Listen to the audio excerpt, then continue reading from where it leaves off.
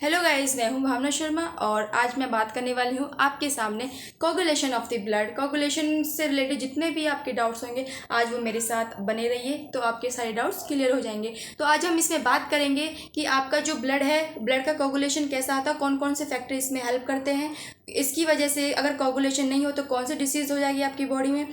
Third है, इसमें ये देखेंगे कि विटामिन के का ब्लड कोगुलेशन में क्या हेल्प है। ठीक है, तो इन सभी को देखने के लिए मेरे साथ बने रहिए। तो सबसे पहले हम ये देखेंगे कोगुलेशन ऑफ द ब्लड सबसे पहले किसने डिस्कवर किया था। ये किया था आपके मैकफर्लेन जो साइंटिस्ट थे, उन्होंने डिस्कवर किया और उन्होंने डिस्कवर करने के बाद कहा कि जी कौन कौन से जो फैक्टर्स होते हैं वो ब्लड कोगुलेशन में हेल्प करते हैं। इन चीज़ों के बारे में भी आपके जो मैकफर्लेन थे उन्होंने इसके बारे में भी बताया। देन हम ये देखेंगे कि इसमें कौन कौन से केमिकल्स होते हैं जो ब्लड कोगुलेशन में हेल्प करते हैं। तो सबसे पहले देखो, मैं आपके सामने डायग्राम बना रही हूँ।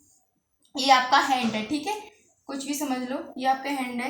तो आपके हैंड के अंदर क्या होती है, ब्लड वेसल्स होती हैं, है ना। और ब्लड वेसल्स में ये ब्लड फ्लो कर रहा है, ठीक है, ये ब्लड है, ये जो फ्लो कर रहा है। अब इस ब्लड के अंदर कौन कौन सी सेल्स होते हैं, मैंने बताया था ना, आरबीसी डब्ल्यूबीसी। इमेज करो ब्लड के अंदर कौन कौन सी सेल्स हैं, आरबीसी डब्ल्यूबीसी, प्लेटलेट्स और आपकी प्लाज्मा। तो इसके अंदर जो प्लेटलेट्स होती है वही क्या काम करती है, ब्लड क्लोटिंग का काम करती है, ठीक है। जो फिर ये ब्लड जैसे अब देखो यहाँ पे ये बहुत सारी आपकी माइनट पूरी बॉडी में फैली होती है ब्लड वेसल्स, ठीक है।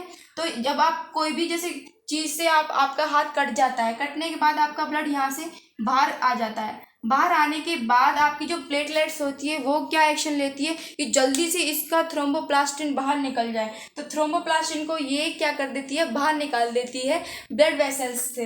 तो ब्लड वेसल्स से जो प्लेटलेट्स होती है वो थ्रोम्बिन को बाहर निकालने के बाद वो क्या करती है, एक प्रोथ्रोम्बोकाइनेज एंजाइम को सीक्रेट करती है, जो किससे बना हुआ होता है, वो कैल्शियम और कुछ प्रोटीन्स होती हैं प्लाज्मा की, उनसे प्रोथ्रोम्बोकाइनेज एंजाइम बना होता है। जो थ्रोम्बोप्लास्टिन होती है वो किससे बनी होती है, जो प्लेटलेट्स के अंदर बनती है। ये थ्रोम्बोप्लास्टिन आपके टिश्यूज और आपके प्लेटलेट्स दोनों से सीक्रेट होती है। तो जो थ्रोम्बोप्लास्टिन होते हैं वो आपके ग्लाइको फॉस्फोलिपिड,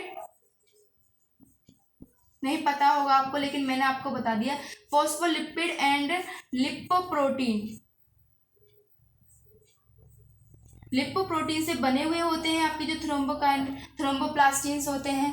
तो ये क्या करती हैं, आपके थ्रोम्बोकाइनेज एंजाइम को सीक्रेट कर देती हैं। अब ये प्रोथ्रोम्बोकाइनेज एंजाइम क्या करते हैं, with the help of these factors. अब कौन कौन से फैक्टर्स, जैसे एक्टिव, अब देखो ये फैक्टर्स कौन कौन से हैं जो कि क्या करेंगे, आपके प्रोथ्रोम्बिन जो काइनेज एंजाइम होता है वो थ्रोम्बिन को बनाता है। तभी तो जो थ्रोम्बोप्लास्टिन थी तभी तो उसने प्रोथ्रोम्बोकाइनेज एंजाइम को बनाया ताकि वो प्रोथ्रोम्बिन का निर्माण कर दे। इसी की वजह से अब with the help of these factor ये क्या करेगी, जो थ्रोम्बोकाइनेज एंजाइम है पहले इनएक्टिव इनएक्टिव 12th जो आपका फैक्टर होता है उसको एक्टिव 12th में कन्वर्ट कर देती है। अब जो 12वां फैक्टर है ये आपके 11वें इनएक्टिव फैक्टर को एक्टिव में कर देती है। अब ये जो 11वां आपका एक्टिव फैक्टर है, प्रोसेस वाइज चल रहे हैं, ठीक है, ये थ्रोम्बोकाइनेज एंजाइम कर रहा है, ठीक है। अब ये एक्टिव फैक्टर है, ये इनएक्टिव फैक्टर 10वें को ये एक्टिव में कन्वर्ट कर देती है, ये एक्टिव हो जाता है, ठीक है। और ये 8वां जो फैक्टर है इसकी प्रेजेंट में ही ये एक्टिव होता है और एक्टिव जो 10वां फैक्टर है वो कैल्शियम आयन की प्रेजेंस में ये प्रोथ्रोम्बिन काइनेज एंजाइम को क्या कर दे, प्रोथ्रोम्बिन को ये थ्रोम्बिन में कन्वर्ट कर देता है। और ये जो प्रोथ्रोम्बिन होती है क्या कर देती है, आपकी बॉडी में प्लाज्मा के अंदर फाइब्रोनोजन प्रोटीन्स होती हैं, वो क्या उनको क्या कर देती है, fibrin, it means active proteins में कन्वर्ट कर देती हैं। और प्रोथ्रोम्बिन जो है कैल्शियम आयन की प्रेजेंस में ही, अगर कैल्शियम आयन नहीं होता आपकी बॉडी में तो भी वो रीज़न है कि आपकी ब्लड की क्लोटिंग नहीं हो पाएगी, क्योंकि कैल्शियम आयन बहुत इंपॉर्टेंट रोल प्ले करता है आपकी ब्लड क्लोटिंग में। तो कैल्शियम आयन की प्रेजेंस में ये फाइब्रोनोजन जो प्रोटीन होती है वो फाइब्रिन में कन्वर्ट हो जाती है। और ये फाइब्रिन जो होती है आपका इंपॉर्टेंट फैक्टर ये है आपका 13वां, इसकी जो प्रेजेंस में आपकी जो फाइब्रिन होती है वो उनको क्या कर देता है, ये स्टेबलाइज कर देता है, ताकि क्या हो सके, आपका जो फाइब्रिन है वो आपका वो स्टेबलाइज हो जाए, जिसकी वजह से आपको कोई भी प्रॉब्लम ना हो। और फाइब्रिन जो होता है वो उसको क्लोटिंग करने में हेल्प कर देता है और फिर वो ब्लड को ज़्यादा फ्लो करने से रोक देता है। इसीलिए क्योंकि ऐसा नहीं है कि वो ज़्यादा क्लोटिंग कर दे, इसीलिए फाइब्रिन को कंट्रोल करने का काम कौन करता है, वो करता है एक्टिव जो 13वां जो फैक्टर है, वो इसको स्टेबलाइज कर देता है फाइब्रिन को। कहीं वो ऐसा भी ना हो कि ज़्यादा ही क्लोटिंग कर दे ब्लड की ब्लड अब जिसकी वजह से ब्लड की जो वेसल्स है उनमें भी ब्लड ना बह पाए। इसीलिए ये स्टेबलाइजिंग का काम कौन करता है, एक्टिव फैक्टर 13 में होता है। ठीक है, तो ये इसका फैक्टर का काम समझ में आ गया। अब हम ये देखेंगे कि हमारी बॉडी में वेसल्स कितने टाइप्स की होती हैं। 2 टाइप्स की होती हैं, आपकी वेन्स और आपकी जो आर्टरीज होती हैं वो कितने टाइप्स की होती हैं, 2 टाइप्स की होती हैं। तो वेन्स जो होती है उनके अंदर वॉल्स लगे हुए होते हैं, ताकि वॉल्स इसलिए लगे होते हैं, देखो ये आपकी वेन्स हैं, इनमें ये क्या है, वॉल्स हैं। ये जब ब्लड फ्लो करता है तो ये ओपन हो जाते हैं, ओपन होके ब्लड फिर नीचे फ्लो करने लगता है। तो ये वॉल्स किस में है, वेन्स में। आपकी वेन्स आपकी बॉडी में प्रेजेंट भी रहती है। देखो जैसे आपका ये हैंड है, तो आप आसानी से ऐसे इसको हैंड को पकड़ के और आप ऐसे करके आपकी जो वेन्स है बाहर निकल के आ जाएंगी ब्लू कलर की, तो आप उनको देख भी सकते हो।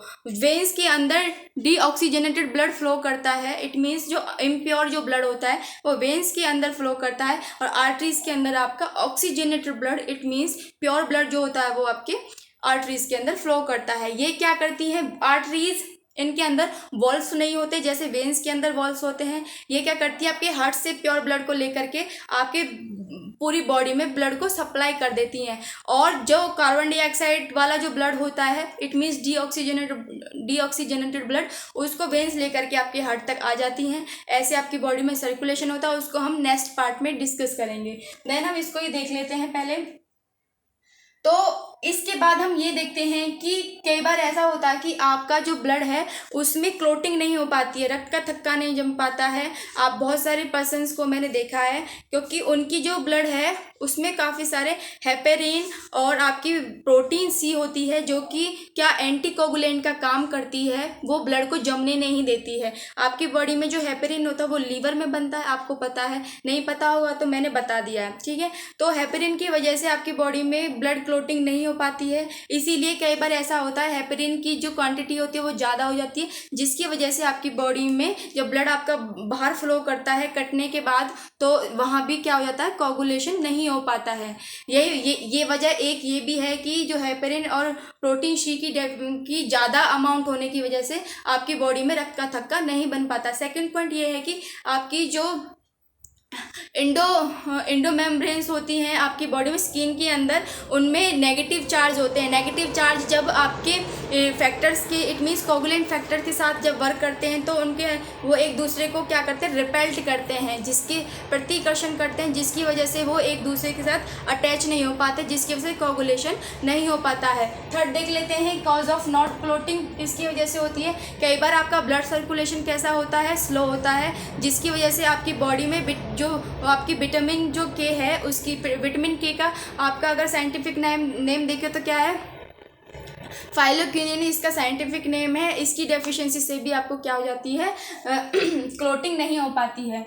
रोल अगर विटामिन के का देखें तो ये बहुत इंपॉर्टेंट रोल प्ले करती है कोगुलेशन में। ये थ्रोम्बोप्लास्टिन होती है, थ्रोम्बोप्लास्टिन को बनाने में हेल्प करती है प्लेटलेट्स के अंदर। और हीमोफीलिया डिसीज़ को देखें, हीमोफीलिया डिसीज़ का क्या है, ये हीमोफीलिया डिसीज़ का मतलब है कि flowing of the continuous flowing of the fluid outside the body, that is called the haemophilia. Haemophilia का मतलब है आपकी बॉडी में कंटिन्यूस ब्लड फ्लो होता है और उसकी क्लोटिंग नहीं होती है और रक्त का थक्का कभी जमता ही नहीं है। तो अगर आपकी ब्लड की क्लोटिंग अगर ब्रेन के पास हो तो उससे जो व्यक्ति की डेथ होने का चांस रहता है। ठीक है, नेक्स्ट हम ये देख लेते हैं कि हीमोफीलिया को कैसे रोक सकते हैं। हमको ज़्यादा कैल्शियम लेना चाहिए। जैसे आप पालक खाते हो या फिर बाजरे, कुछ भी रोटियां वगैरह खाते हो, इन सभी में क्या होता है, कैल्शियम होता है। देन हम ये देखते हैं कि जो विटामिन के है वो किन किन चीज़ों से मिलती है। विटामिन के आपको काफ़ी सारे जैसे ऑयल्स, फिश और लीवर होते हैं, इनसे मिलती है। आपको ग्रीन वेजिटेबल्स होती है, इनसे आपको विटामिन के मिलती है। तो इन सभी को आपको लेना चाहिए। इनसे आपको विटामिन के मिलने की वजह से आपकी जो ब्लड क्लॉटिंग है वो अच्छी रहेगी। सो आई होप यू आपको अच्छा लगा हो। सब्सक्राइब करें ताकि आपके पास ऐसी ही न्यू वीडियो आए, आपके लिए सबसे पहले पहुँचे और मुझे ज्वाइन करते रहें इन्हीं सीरीज़ पे। So thanks for watching me.